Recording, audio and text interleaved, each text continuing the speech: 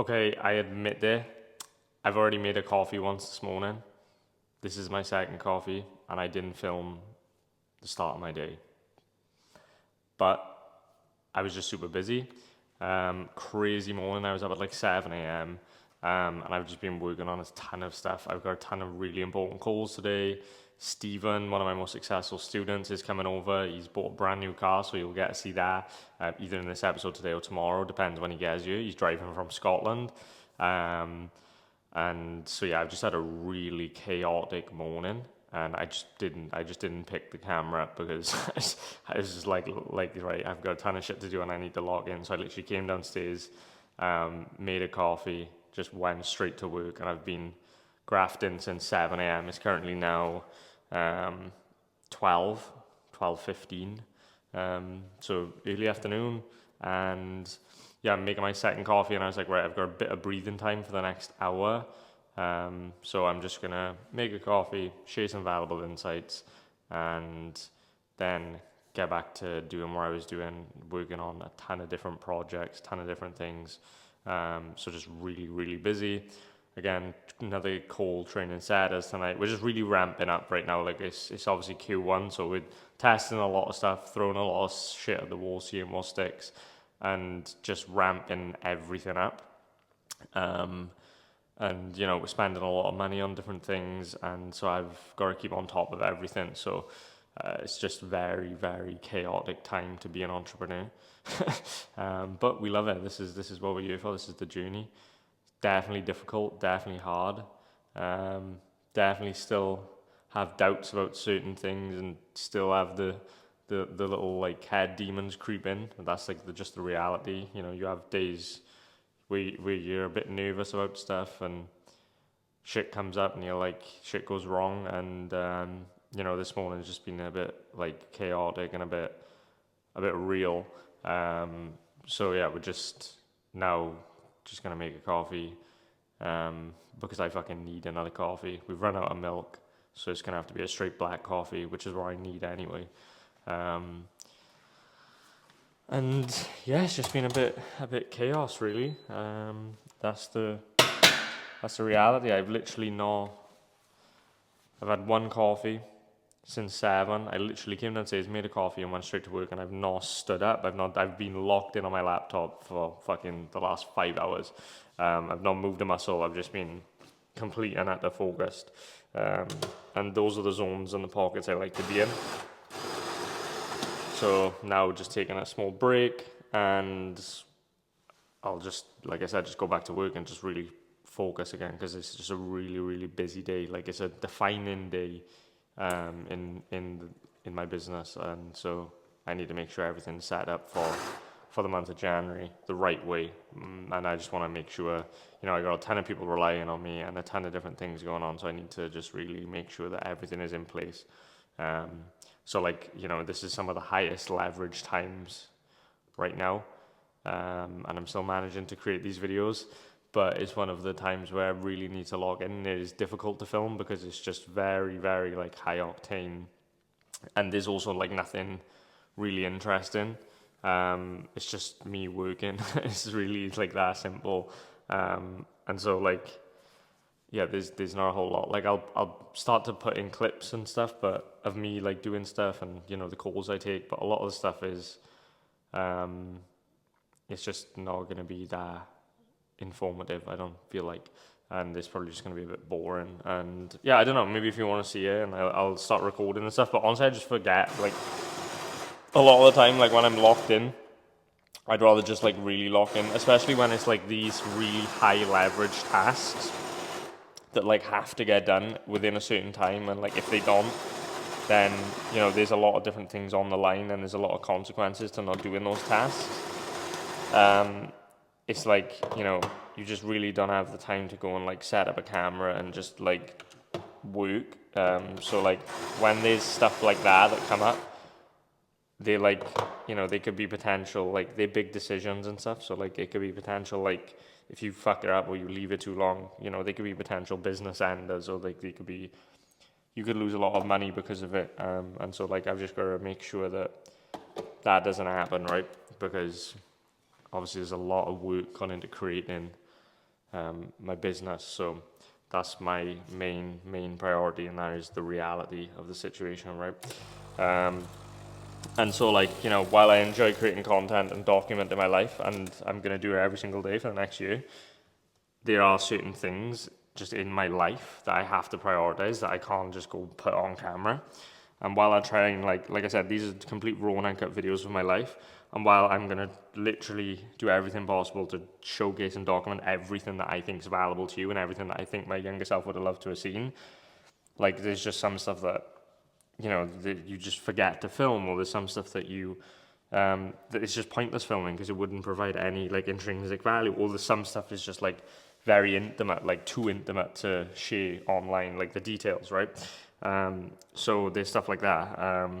But in terms of, like, information and value, like, there's nothing I'm going to be gatekeeping. Like, I want to put that all out there because that's what my younger self would have. So obviously I'm just going to get better over time in terms of, in every aspect of life, and these videos are just going to get more valuable. I'm going to get better at creating content and all these different things, and I'm going to start to learn what you guys like and what you guys want to see more of.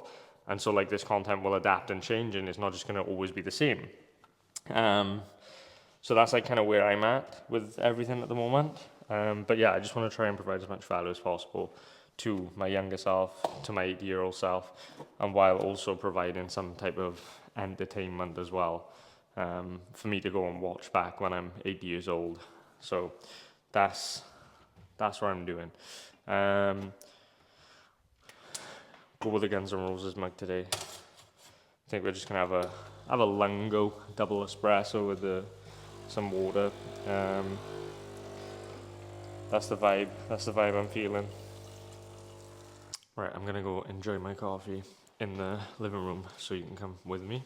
Let's go and see what Jack's doing as well. Because Jack came over last night, stayed the night. Adam's still sleeping because he's a lazy bastard, so, you know. Window's still smashed.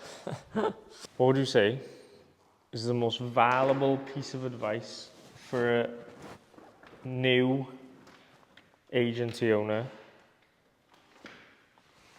that wants to start an OnlyFans agency? Focus on scaling vertically to begin with. What does that mean in beginner speak? Okay, so focus on one client to begin with, because a lot of, I think, beginners will try and just, like, scattergunner and try and get as many clients as they can, thinking that that is going to solve their problems and make them more money. But in reality, you're just going to disappoint a lot more people, because, especially if you are a complete beginner, you won't know how to start, how to market, how to chat. So now you've got 5 to 10 clients that you have no clue what you're doing on. Yep. And it's going to be even more stressful than not knowing what you're doing with one client. So at least with one client, you can just focus everything on that one person.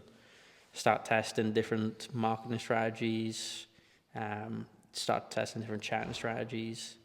And plus, as a beginner, you're not going to have, well, most people are not going to have the financial abilities to start hiring chatters straight away. So if you've got 5+ clients, trying to chat on all those accounts as just your individual, it's going to be impossible, especially paid with marketing your client as well. It's just not going to work. Yep. So, and what would you say is, like, the 3 biggest lessons that you've learned since starting and scaling an agency?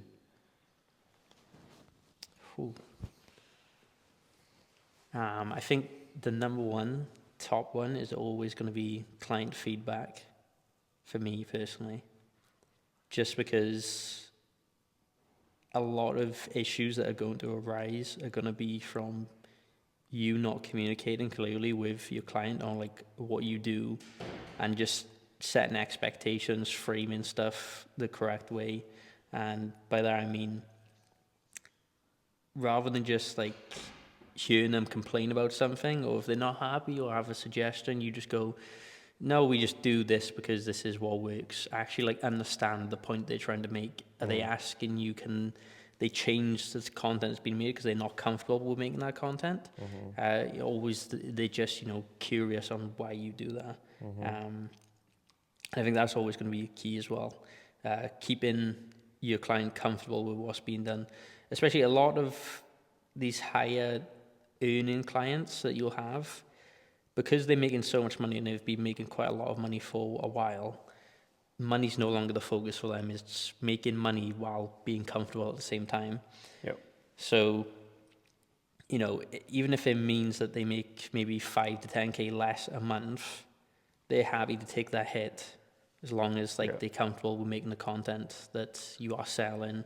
And with social media, like, you know, they don't want to be working, you know, 24 hours a day to do your social media content. They'd rather just take a 10K hit. Yep. And only work, you know, like 3 hours. And that more so applies to like clients who are making, I would say, more than like 40K a month, and have been doing it for a while. Whereas if you've got a client who's only making like 5K, a lot of them tend to put themselves in positions that they are uncomfortable in, but they're willing to sacrifice their comfortability to make more money. So, but that's just lesson 1, I guess. Lesson 2 is always going to go back to marketing. So many people are trying to do everything. Just focus on one thing and become the best at it. Of course, like, I guess it's like you can play the devil's advocate on that. And if whatever you're doing, say, you know, TikTok, for instance, at the moment, it's not looking too good. You know, content's not performing as well, and they're becoming like super PG and putting a lot of restrictions on content. But of course, with something like TikTok, you could say, well, the skills that you would have acquired from TikTok, you can easily apply to something else like Instagram Reels or YouTube Shorts. So I guess that would be my third point then, knowing when to adapt.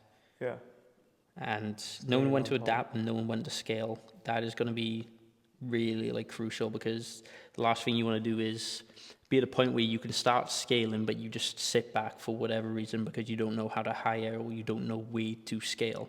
And in terms of where to scale, my advice would be look at where your bottlenecks are in your business and work from there. So, you know, could you make more money with a client if you had more, you know, social media accounts running traffic to that individual account? Yes. Okay. Well, how do you do that? Well, you can't do it yourself because, you know, you're struggling to manage whatever you're doing now. Okay, we'll start outsourcing the social media accounts. Okay, next thing's chatting. Could you earn more if you had someone chatting 24/7? Yes. Okay, now start looking for chatters. And then after that is going to be actually training chatters. Like, okay, you've got 24-hour coverage on chatters, but could you be making more if they were better trained? Yes. Okay, now start working on training chatters and just keep working from there. Keep looking for the bottlenecks and, you know, solve one problem at a time. Stop trying to solve everything straight away.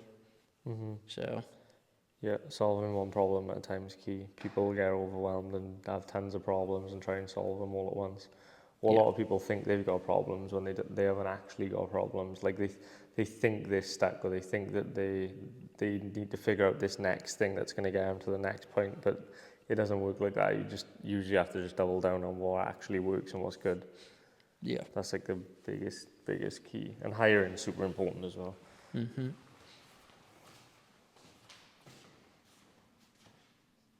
I had a fucking feeling that it just didn't record or something. I got mega bad filming PTSD, but you know, the stuff I filmed, it's just gone to shit. I was about to say, the amount of times I've like opened up WhatsApp and just recorded an hour video, camera footage. It's so annoying. People don't understand. Like, when you drop like value in a value for an hour and you're really like in the zone, and then it just gets fucked. Oh, it's so annoying. Also as well, super valuable, but we've started a clan on Clash of Clans. Yeah. So if you want to join, pop it up. Gotta be at least Town Hall 12.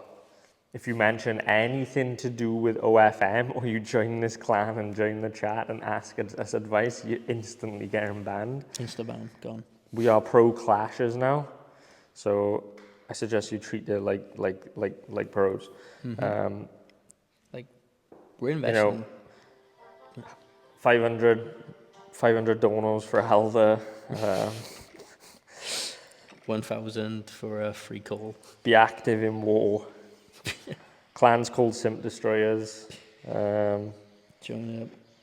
So yeah, make sure you join, and let's clash. Side note, as a result of playing Clash of Clans, our agency revenue has dropped around about 10k a month.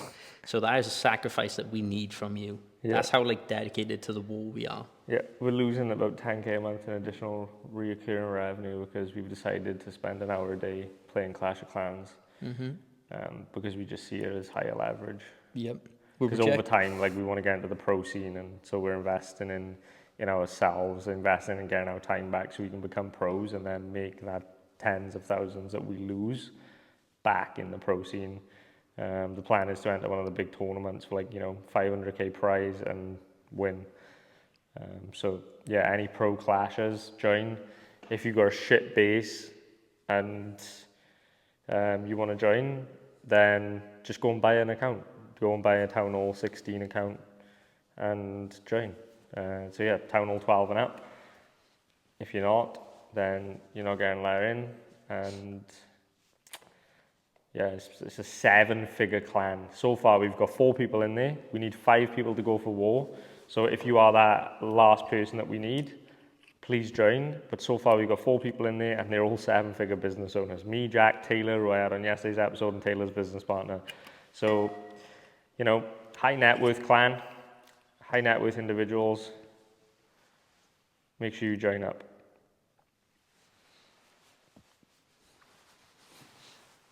My iPod just died.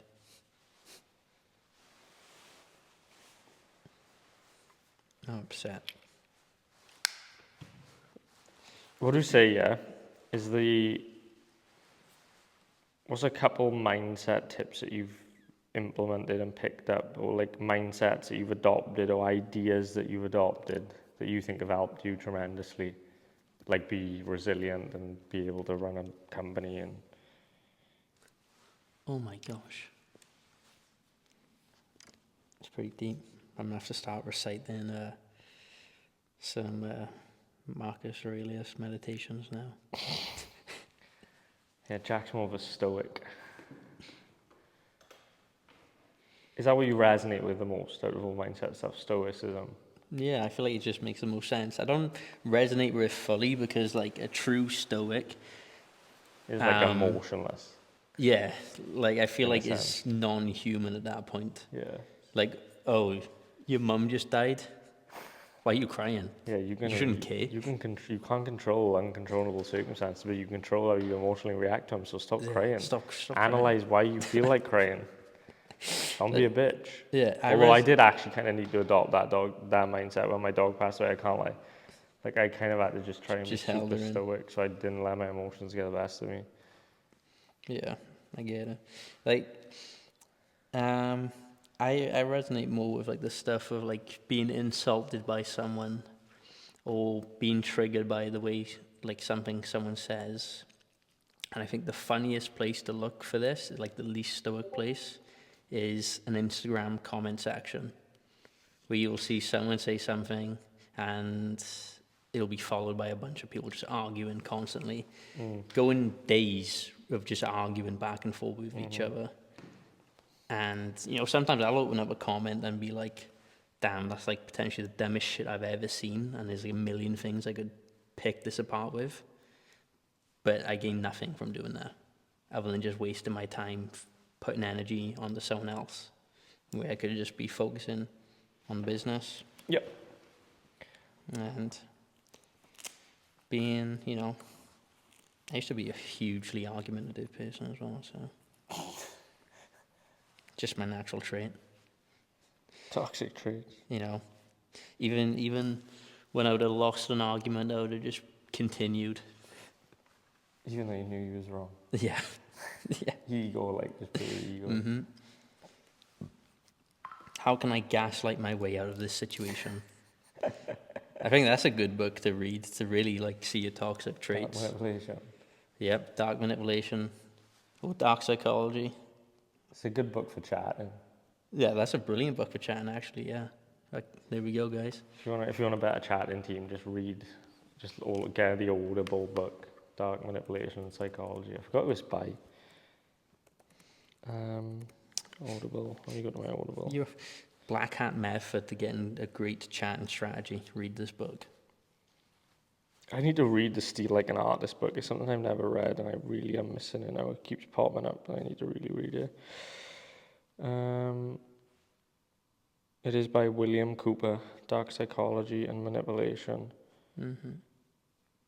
Discover 40 covert emotional manipulation techniques, mind control and brainwashing. Learn how to analyze people, neurolinguistic programming secrets, and science of persuasion to influence anyone. That's why you can just literally take that, apply it to your chatters, and just have taboo manipulation, whereas Yep. get them to do what you want, get them to give you as much money as you want. It's just GG's. I finished that book and just reflected on life and thought, wow, what a piece of shit I am.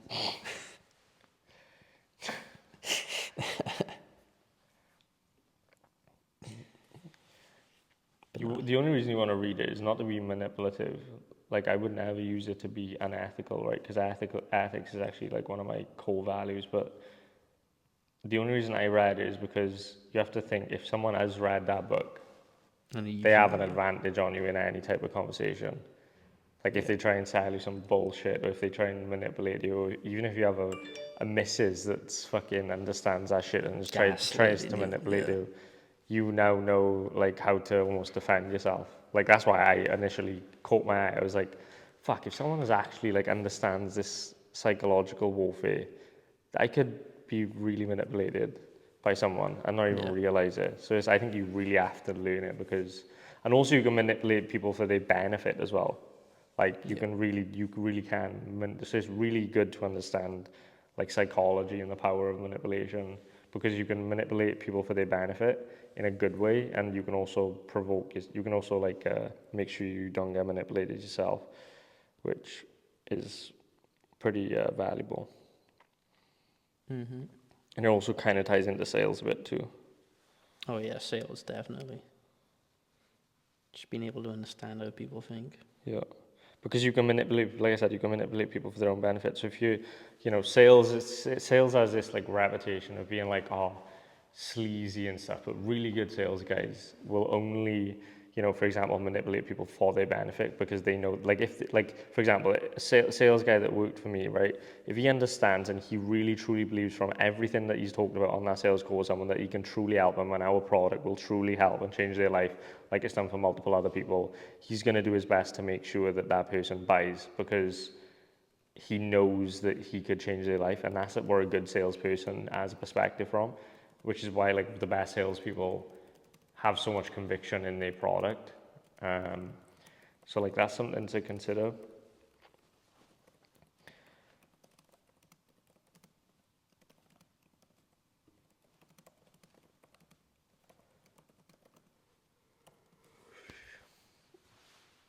But this, the pushy sales stuff is interesting, because the amount of people that have like joined our programs and like have been pushed over the edge to make the decision and like get out of their own head, and then after they've made the decision, they like come back to our sales guys and they're like, thank you so much, like you really did like change my life, like I'm so glad you like pushed me over the edge, like this is the best thing I've ever done. And I think once that happens to a sales guy, like your first couple times, that's when it's like it creates a really big unlock for your sales guys. But to do that, you have to have a very good service or a very good product that you're selling. Otherwise, you are just being an unethical piece of shit. And there's plenty of people out there that just sell a bunch of bullshit.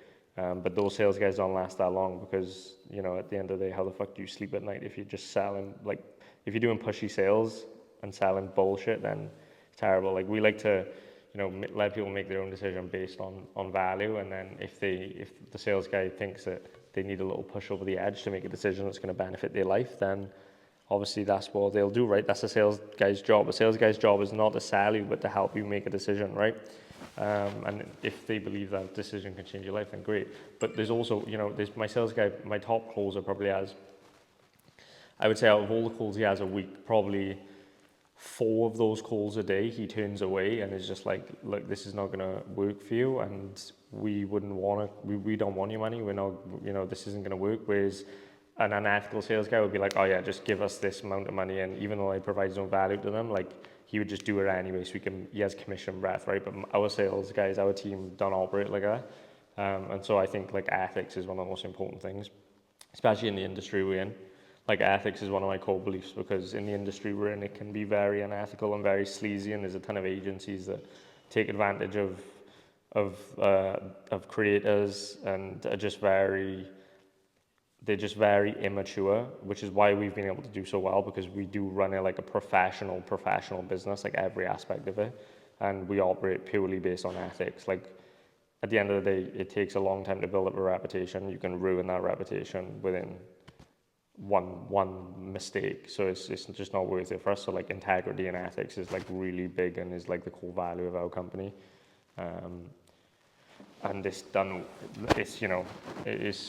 well for us. So if you are an unethical piece of shit, you'll only get so far, and karma will catch up with you, and it's as simple as that.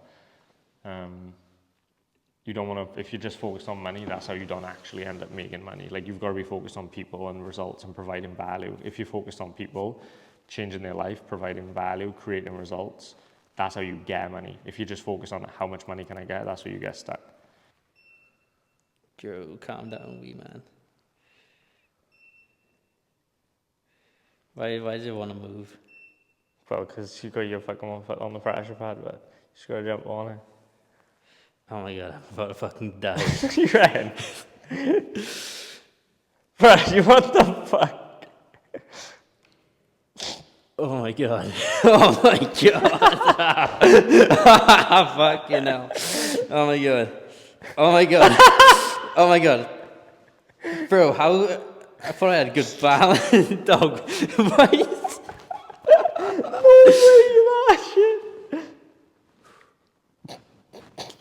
Right, I want to go backwards. Guys, help me!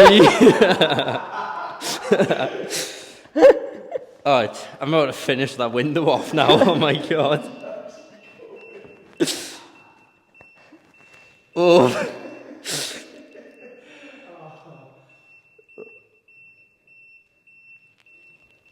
Oh my god. That's death trap Irish dog, what? My heart. What the fuck? Oh, is there a blueberry? I need that to fucking calm my nerves down, bro.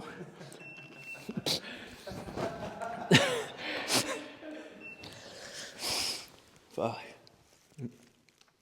I can't get injured. Skiing season's starting.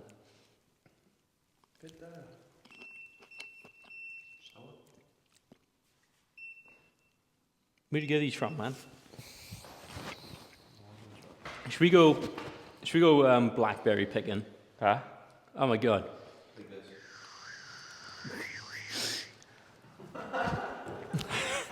Blackberry picking, like. Yeah, that's sick. Blackberries are like one of the best things you can eat as well, and we have them, like, they grow naturally. There's definitely plenty of bramble bush. Look at that. There's some right there. You can. Yeah, blackberries are insanely good for you. Business tip. I'm going to take my MacBook off of the floor. That's a great business tip. Business tip of the day. Start your own berry company, especially if you live local to brambles.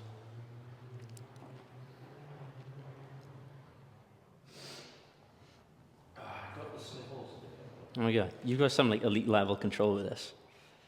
Yeah. You're gonna go over the cable. Oh Nope, my god. it's not go. Nah, fuck that. Wait, what? You can fucking Yeah, nah. momentum fucking. You got the momentum to carry the balls over the top. Oh my god.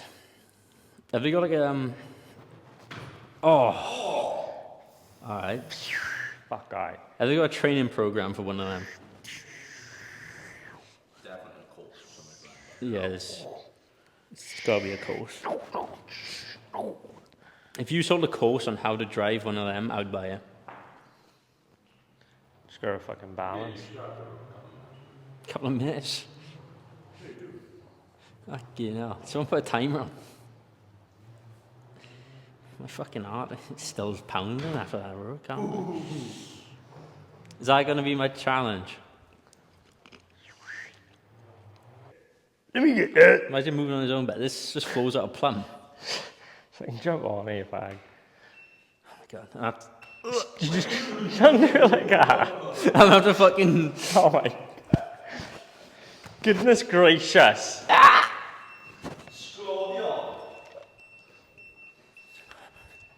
Why is it beeping like that, man? Yeah, I'm just a balance now. I don't abandon shit.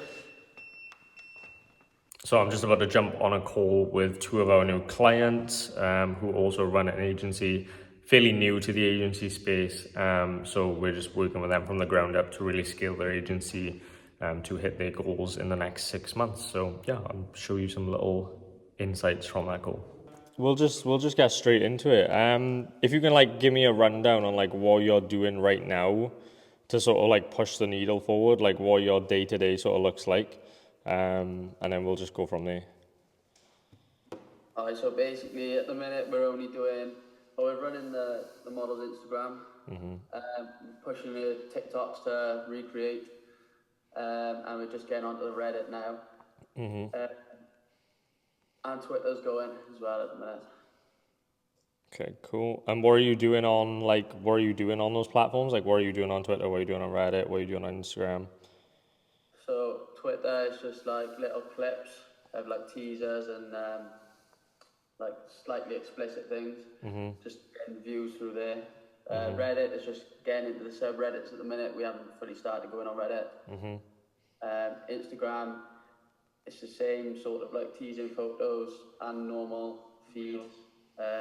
Started to get reels going.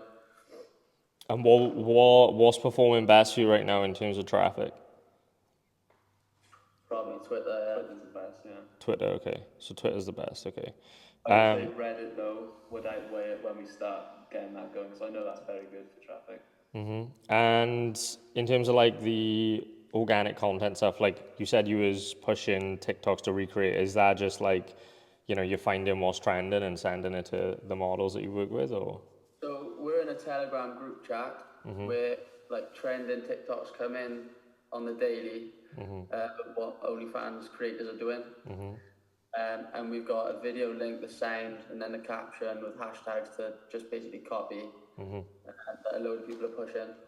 Okay, yeah, that's like I would say that's like, in my opinion, like a super outdated method. Like it's very, like TikTok's completely different. People don't understand like what TikTok's like. It's not 2022 anymore. It's not like, TikTok blew up for this platform that was known that like you could go viral on, anyone can go viral. It's this platform where you blow up.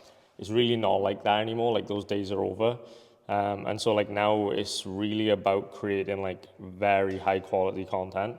After this call, I'm going to link you to two videos that I want you to watch that I created, and it just explains like, where TikTok's headed and where that like organic content's headed, so you can like sort of stay on top of the game.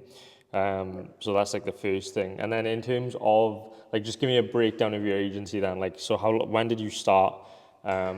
What's your current like monthly recurring revenue? What's your goals for the next 6 months?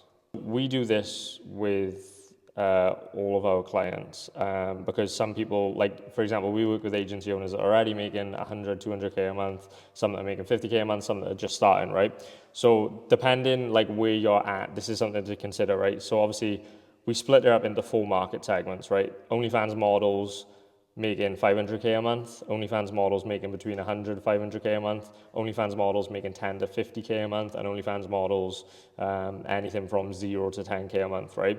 So I'll send this over to you, and I would go through, and like for you guys, I would probably say like you want to be looking to start off targeting OnlyFans creators doing anything between 0 to 10k a month, because they're probably going to get the biggest ROI from your service. So you just want to like go through this and like do this sheet, and then you'll figure out like which market segment you should solely be going after, and that way, like if you do have a client that approaches you that. So I've literally just got back-to-back calls for the rest of the night. and a ton of stuff that I need to be working on, some really important calls.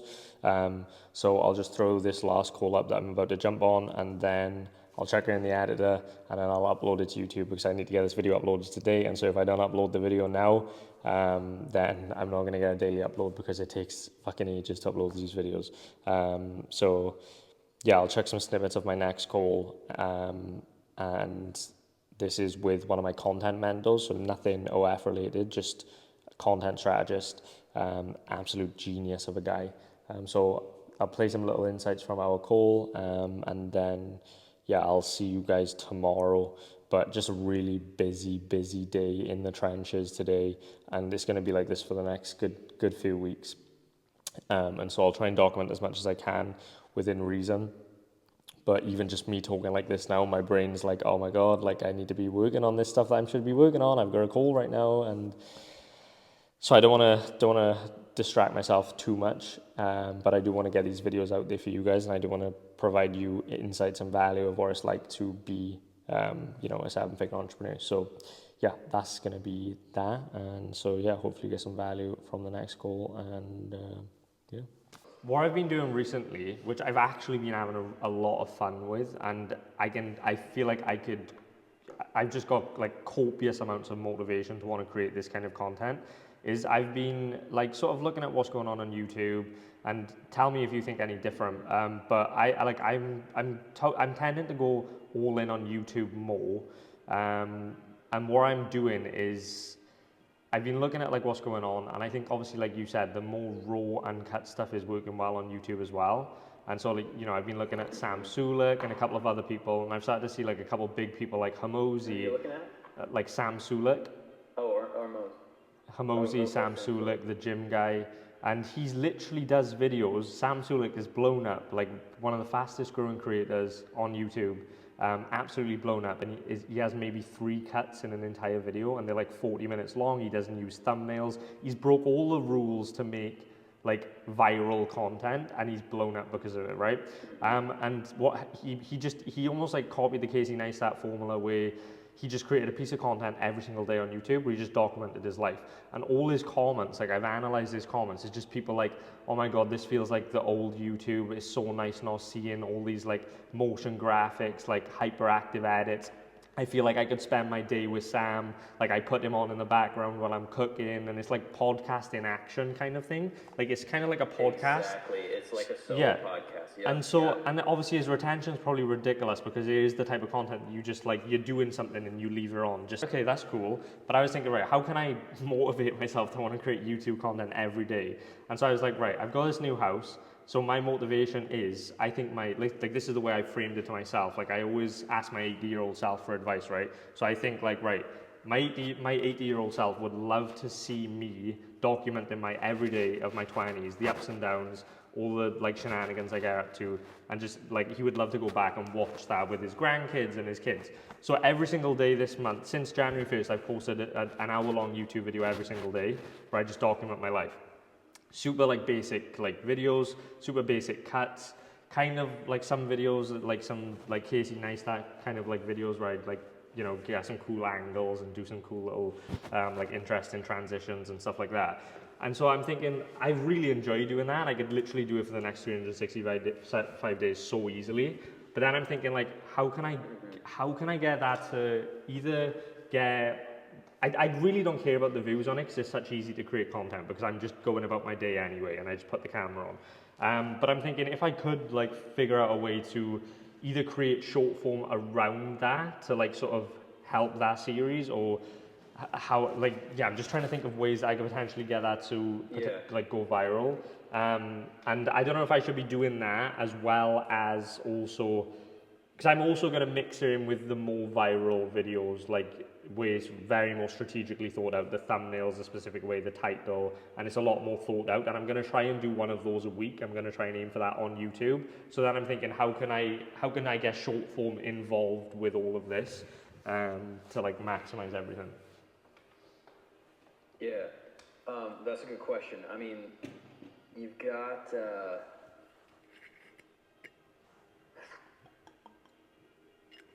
I don't know if this will spark any ideas, but one thing that's starting to work really, really well on Instagram is like what was working on TikTok like 12 to 18 months ago. So 7-second videos with a trending sound and text on screen. Super easy to make. Okay. Those are blowing up like. So I've got to go prepare for the next couple of calls and do a ton of work for the rest of the night. Also, Stephen, one of my most successful students that I've ever worked with, one of the first students that I ever taught to do an OnlyFans management agency, is coming over tonight. He's just picked up an insane car. So he took a flight from Scotland to London, picked up a new car, and now he's driving you to just, come vibe out in the new crib with the new car, probably get some cool content. So if you want to, tomorrow could be an interesting one. So come back tomorrow to see the new car and to see what shenanigans we get up to. I think it'll be an interesting one. And I'm also going to get him to drop some insane insights in game for you guys. So if you really want some like OnlyFans management based advice from one of my most successful students ever that's doing over 200K a month for his agency, come back tomorrow, because we're going to drop game. Tomorrow's episode is going to be insane. So supercars, OnlyFans, and just real raw advice, plus coffees. I'll get him on the coffee part of the segment, and we'll just drop game and spit value for as long as possible. If it takes an hour to make coffee tomorrow, because it takes an hour to spit game, that's what we're going to do. So we're going to drop tons of souls tomorrow. Me and Stephen giving you our valuable insights, learn from our mistakes, giving you our lessons, just everything. So hope you found some value in today's video. And other than that, I will see you at the top. Peace.